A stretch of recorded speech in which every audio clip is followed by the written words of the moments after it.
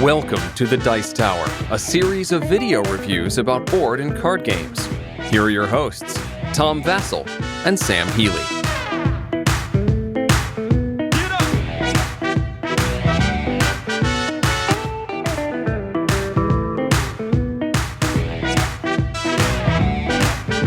Hey folks, I'm Tom Vasel. Hi everyone! This is a big box. It is a big box because that's what Queen does. That's true. This is a game by Stefan Feld, and neither Sam nor I think, would we say are great Feld fans. Nope. In fact, I don't know if you like any game of his that you've played. I like some, and I think some of his. Oh no, you like Trajan. You thought it was okay. Yeah. Okay. So this is a game, though, that when I first heard about it, I was very excited because it includes the Cube Tower. The Cube Tower was a device that was introduced in Am Zeichen des Kreuzes, or in the Sign of the Cross. Well, okay, that's actually pronounced really poorly. Linguists attack! No, the link was already sent it to me and told me how to say it, and I said I'm never going to say that again, so I didn't need to memorize it, and there you go. But then it was in the much more popular Wallenstein/Shogun game, and that's where you threw cubes in a tower. And because of the way that the tower was set up, some cubes would fall through and some would get stuck in the tower. Yep. This game has the same mechanism. We're like, oh, yay! Except it's not battle. Oh. Yeah. Instead, when you throw the cubes in, it tells you what actions you can take. Let me show you. Yeah.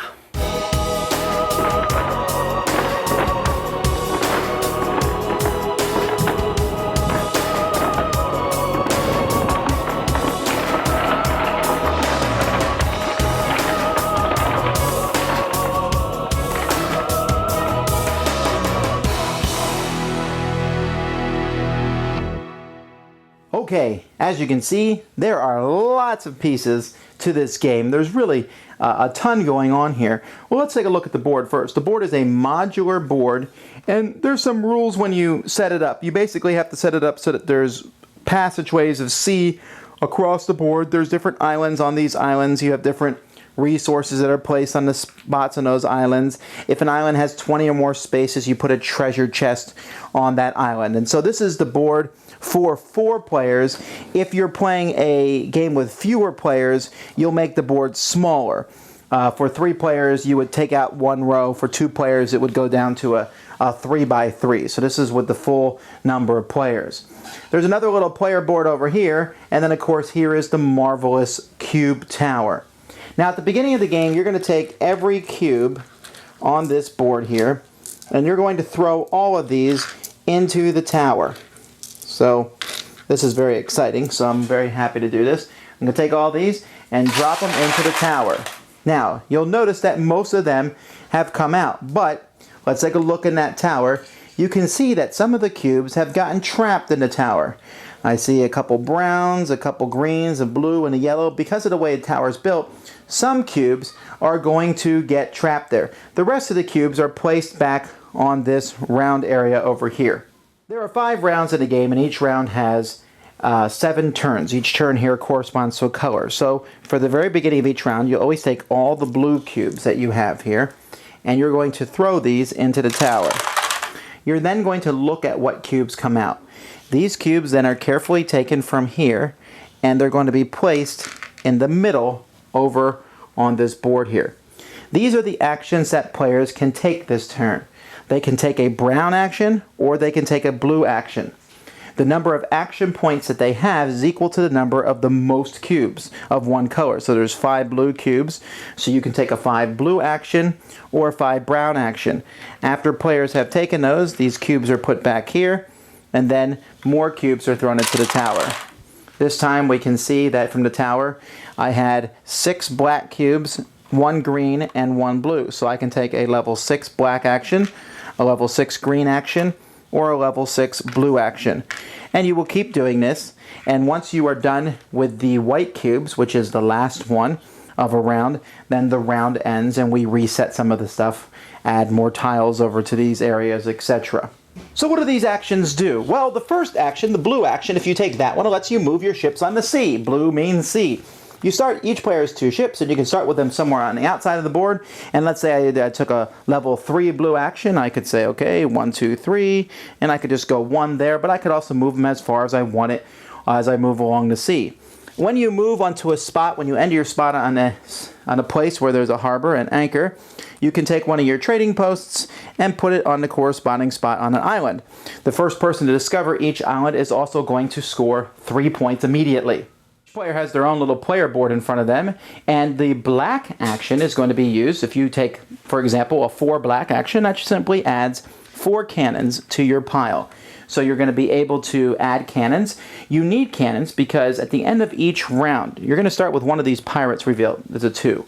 I have to spend at least 2 cannon points or I'm going to lose points to the game, and I don't want to lose points. At the end of each round, you'll turn over 1 more of these tiles. So at the end of the 5th round, for example here, I have to fight off a total of 9 pirates. There's actually more than 5 of these, so you're never quite sure what the exact number of pirate gunpowder that you're going to need. But that's the black action. Skipping the red action, the brown action lets you move on your technology track on your player board. So let's say I move 6. Of 6 brown, I would go 1, 2, 3, 4, 5, 6. Every time you pass a number on this board, you get a technology. There's many available technologies at the beginning of the game, but there might be fewer of them. Several of these technologies give you permanent abilities. Like, for example, if I take this technology, whenever I take a red action, I'm +2 to it. Whenever I take a green action, I'm +2 to it. This one's +1 to red and blue. This one makes all the other players have to use 2. All pirates are 2 stronger against other players. This, whenever I put out a new trading post, I get a coin. Some of them are one-time actions where I can move farther on the turn order track. So there's different abilities, and that's what the brown action lets you do.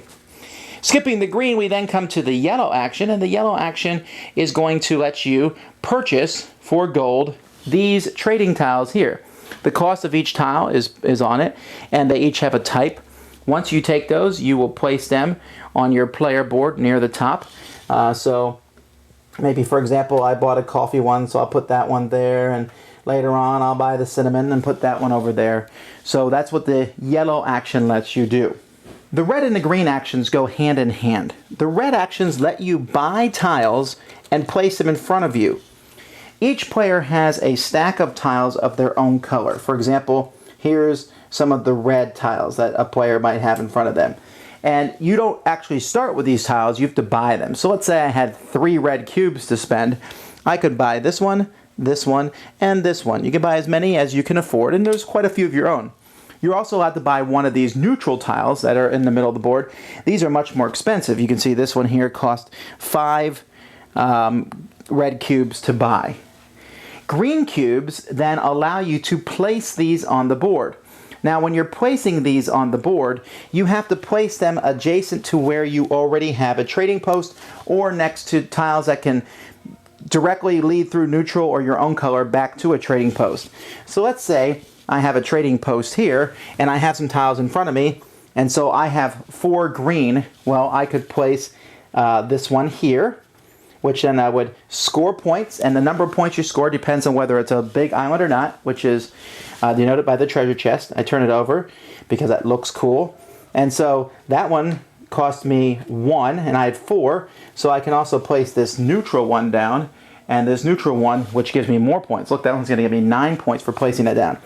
I place that here, which gives me these cinnamon sticks, which I'm able to keep.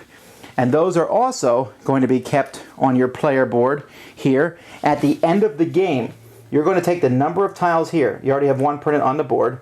And multiply that by the number of resources you have, and you'll get points for each of those. Other things that will score you points at the end of a game, you're going to score points for how high you are on the technology track.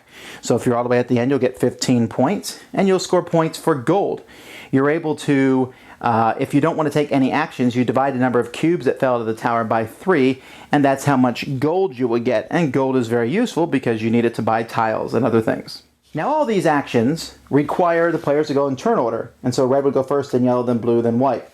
The white action, though, allows you to move on the turn order thing. So let's say I take 5 white actions, I would move 1, 2, 3, 4, 5. Or I could move less. And also notice that at the end of the game, depending on how far you are on the turn order track, you'll get points for that also. But if I take a white action, I do not have to move. Instead of moving, I can take the color of whatever I'm on. So if there's a 5 white and I'm already here, I can say it's a 5 green action. So sometimes you'll stop on a specific action so that if a white cube ever falls out, you can get that very specific action.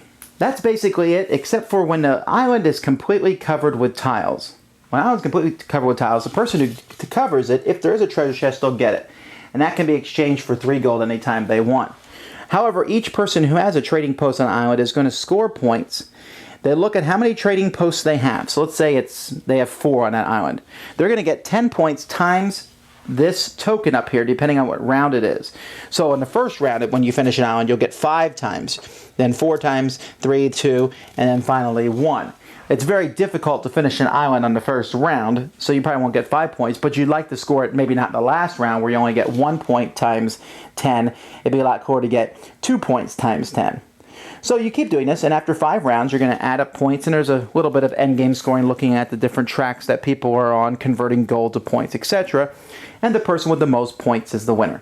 To be fair, this game is always going to get points from me, no matter what, because I love the cube tower. The cube tower, yeah. Except for our hate-it first game. Have you explained that? No.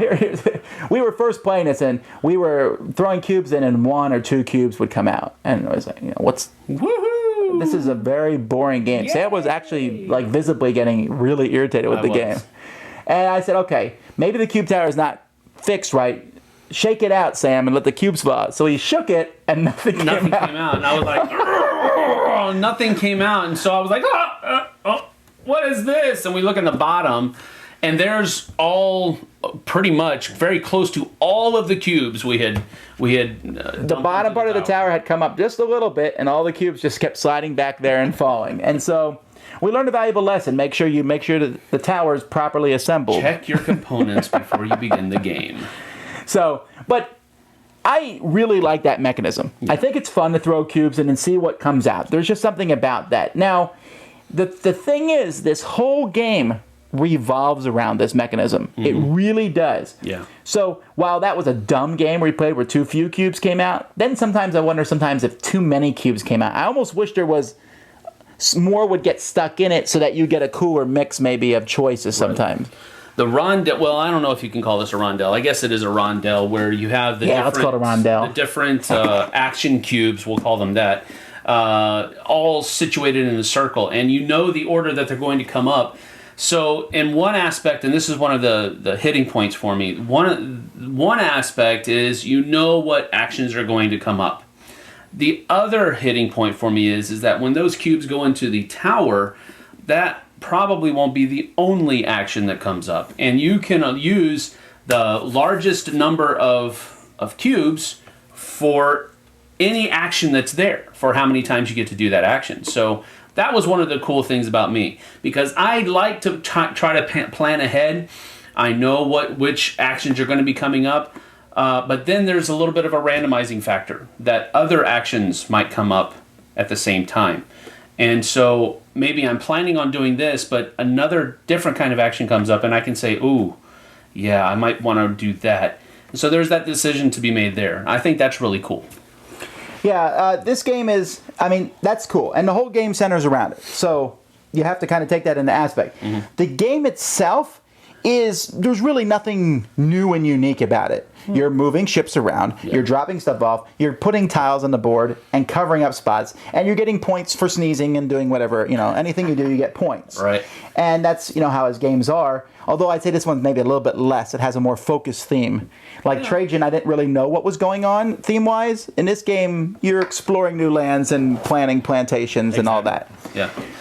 The game itself, I found fun, but if the cube tower hadn't been in it, I would have found it mediocre, I think. Yeah. The cube tower elevated it, but let's be honest, the game is just okay. It's not like I was like, woo, next time I'll do, it was just kind of, it was interesting. Now, there is some interaction, as you can certainly cut people off of islands, and you can do things. There's, not a lot of direct player interaction, but it's more like, oh, were you going to put a tile there? I'm so sorry. And there's really a lot of that over the course of the game. There are ways that you can maximize your points as well, though. It's not just, Tom kind of maybe simplified it a little bit too much where everything you do gets you points. Yeah, that's true. Everything does get you points. However, you really want to try to maximize your points. There's only a few main strategies, though. Yeah, that's true. And so there is decisions to be made. There are things that you should do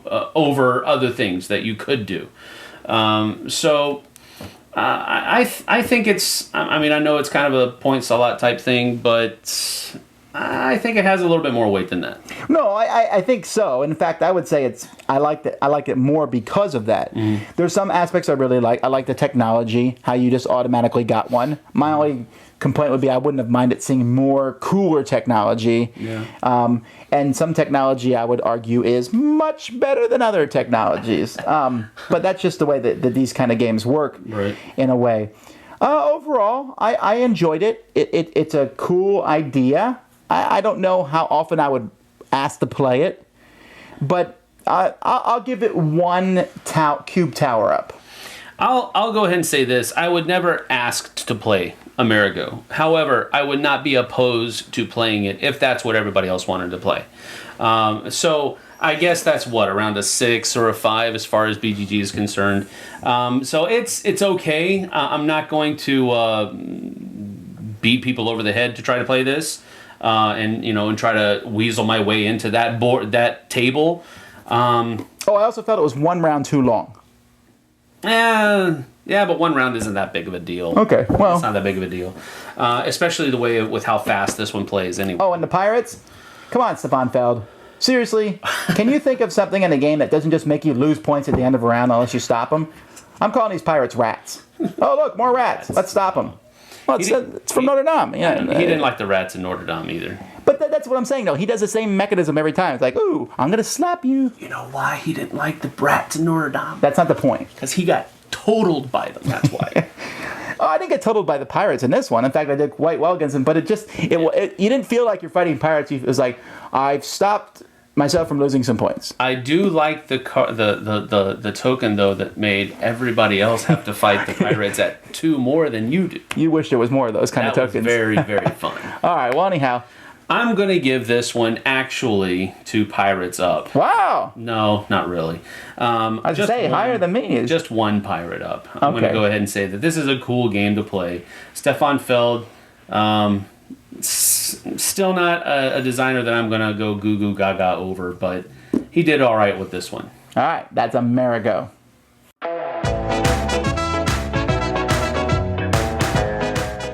Thanks so much for watching the Dice Tower videos. Find more great videos and reviews, as well as our top-rated audio podcast at Dicetower.com. You can also find other great shows at Dicetowernetwork.com. I'm Eric Summerer, and you've been watching The Dice Tower. The Dice Tower is sponsored by Cool Stuff Inc., where you can find great games for great prices. Cool stuff in stock. Check them out at CoolStuffInc.com.